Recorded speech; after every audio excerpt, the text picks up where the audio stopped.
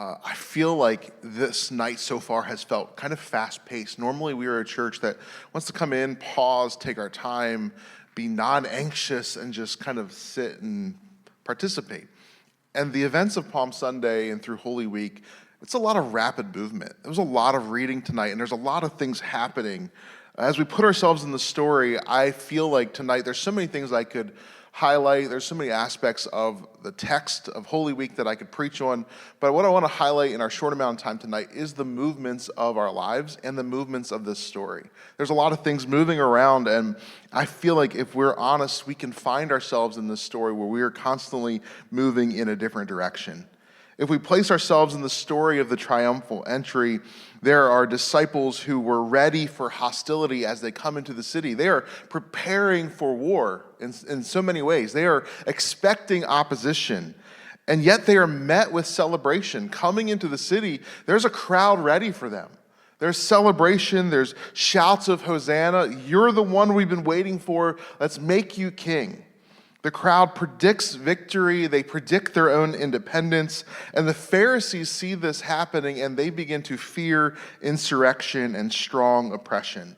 To stand up against Rome, to declare somebody as king, was to spit in the eye of Babylon. It was to call out war on the powers that be. And so the leaders of the religious movements of Israel were like, this cannot happen.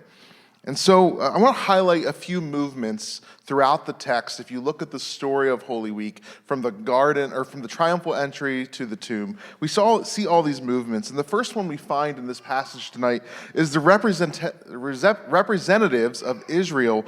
They take counsel and move to put Jesus to death.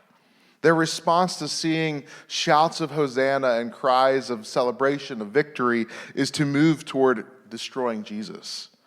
A palm branch we see as this beautiful celebration of Jesus and his victory, right? We know what it means because we know the full story.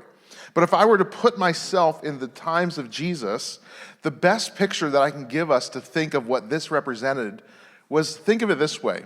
Imagine a "Don't Tread on Me" flag if the U.S. lost the war against England. This was a symbol of Maccabean revolt, of uprising against powers of Rome. It was a symbol of past insurrections. And so to wave a branch wasn't to say that we've already won, but it was to say that that didn't work before, but you're the guy to fix it this time. You're the one to fix it. We're going to raise the rebel flag. We're going to shout for cries of uprising. And so what we see here in this passage is the representatives of Israel, of the Jewish people, were like, we know how that ended last time. Death. A lot of us died, so let's not do that again. I wonder how often we are busy waving the palm branches of our own failed authorities, our own cries for insurrection, when we should be walking humbly beside a donkey. The picture was there the whole time. Jesus was not coming in on a war horse. He was not the new Maccabean revolt. He was humble. The prophecies spoke of a humble king. We read tonight the prophecies of Isaiah, the suffering servant who would lay down his life and then pray for those transgressors. The ones who sinned against him, he would pray for them. What if we were people who were not moved by fear of losing control or a sense of security, but we would walk humbly with our king? The next movement that I see in this passage is Judas. Judas moves to shame and regret and then ultimately to destroy his own life. And I have to ask the question, how many of us are caught in a moment right now where we are moved by regret and shame? Where we're walking down this path that ultimately leads to our own destruction. I'm just curious, and this is purely speculation, what would have happened if Judas would have heard the teachings of Jesus over and over again about a father who loves the prodigal and brings him in and gives him a feast? I wonder what would have happened if Judas would have hung on to that message and ran to the merciful feet of Jesus. Instead, he is moved by shame and regret and destroys his own life. We see Pilate move to political gain and social gain. He's afraid of the crowds. He's afraid of kings. He's afraid of politics and powers and loud noises. His own wife is like, don't touch it. He's innocent. I had a dream, don't touch it. And he still is moved by the voice of power and gain. What if he were moved by the voice of justice rather than politics? The crowd, they're moved toward insurrection by freeing Barabbas. What we like to do is paint Barabbas as this very ugly, like 1950s Western criminal who's half drunk and has like a list of bodies that, you guys know, a big old cigar out of his mouth that's like frayed on the end. We make him the villain of the story. But the name Barabbas is son of the Father, right? Here we have the Son of God versus the Son of the Father. And Barabbas wasn't some wild, like, terrorist destroying a community. He was an insurrectionist trying to destroy Rome. The very thing they all wanted. He was a hero. He was a vigilante. He stood up to Roman powers. He stood up to the powers that be, and he was put in jail for it. So the crowd is moved toward saying, we'd rather have that guy. We'd rather have the one to stand up for Rome, even though Jesus is not the one. We have this painting here. It's kind of hard to see. It's actually in the 1300s, this Italian painter painted this picture of Christ entering Jerusalem. It's a part of an altarpiece. For its time, it was the biggest altarpiece in that day, up to that day, part of a bigger story. But what I see in this picture is these crowds in front of him, these crowds behind him, even people up in the trees. We had that tonight here before our palm service, didn't we? It was kind of prophetic. They're like trying to see this king coming. They're waiting for him to come in. We'll just leave this up here for a little bit. They're anticipating a new kingdom. They're ready for Rome to be gone and a new day for Israel to be here. They're anticipating something. What if they heard Jesus' words of how the kingdom of heaven works and it looks nothing like the kingdoms of this world? What if they were moved to choose heaven rather than choose the same old type of militant, violent, oppressive power? What if they chose to seek the welfare of the city rather than choosing to lord over the city like the Gentiles do? That's what Jesus taught his disciples. The Gentiles know how to lord over people, not so with you. The first will be last, the last first. Whoever wants to gain his life has to lose his life. What if the crowds saw Jesus as this humble king who served the broken, the poor, the weak, and the oppressed? I think of Jesus' request, his commands to his disciples at that garden before he was betrayed. In Gethsemane, he asked them for three things. To sit, it's a commanding passive verb, to simply stop working. Sit here with me. The second command is to remain. It's this passive verb meaning have a presence of body, to not be moving. To just sit and be with me. And the third is to watch, an active verb commanding our attention. Would you pay attention to what's happening? Jesus simply gives these three instructions, and we know the story. They could not do it. They fall asleep. And finally, Jesus comes back and he says, well, would you just pray?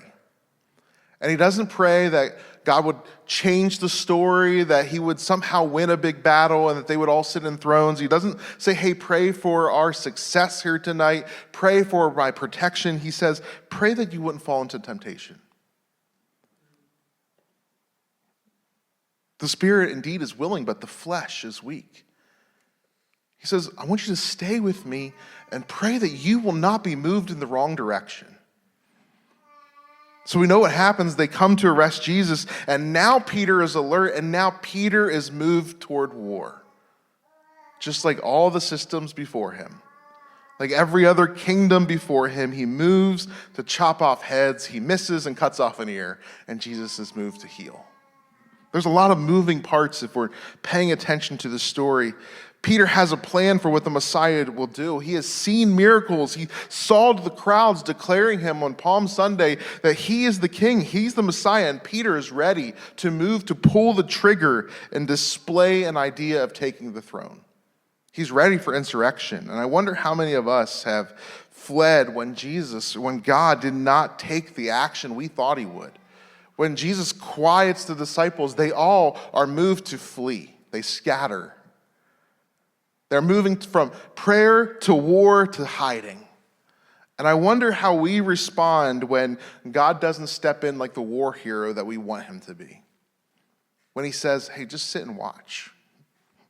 Where do we run? Isaiah says, we all like sheep have gone astray. We have turned every one to his own way, and the Lord has laid on him the iniquity of us all. All of my running, all of my fleeing, all of my junk, it's laid on him. I think we often shout his victory when things are going the way that we think they should. But when he leads us down a path that we didn't desire to go, we quickly flee. Maybe it's then that we should sit still, we should remain with him, we should watch with him, and we should pray that our hearts don't fall into a place of temptation. I have a second picture for us by an artist in the 1600s. It's not of a victorious military king, it's of the Lamb, bound and ready to be sacrificed for us. This is the king that we are to follow, to sit with, to watch, to be a part of his kingdom. That's the one that we are to move toward. That's the posture of a disciple, is to follow the Lamb. We'll just leave this up here. But there's some other movements in the story tonight.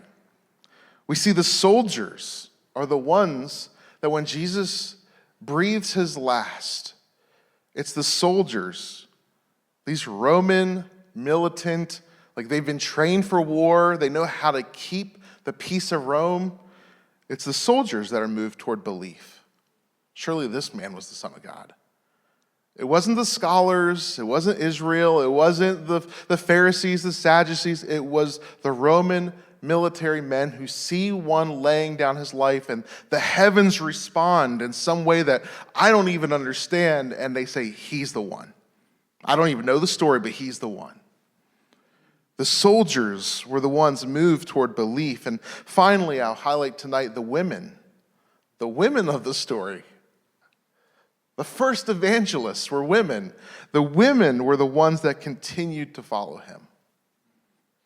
Through the whole story, they're with him. When we look at the Stations of the Cross on Friday, we see that Jesus comforts the women of Jerusalem. Here we have a man who truly empowered women to sit at their rabbi's feet, to learn the deep things, the mysteries of heaven, to follow him. They followed him in their confusion, in their sense of loss, in their mourning. They continued to follow him through the cross and to the grave.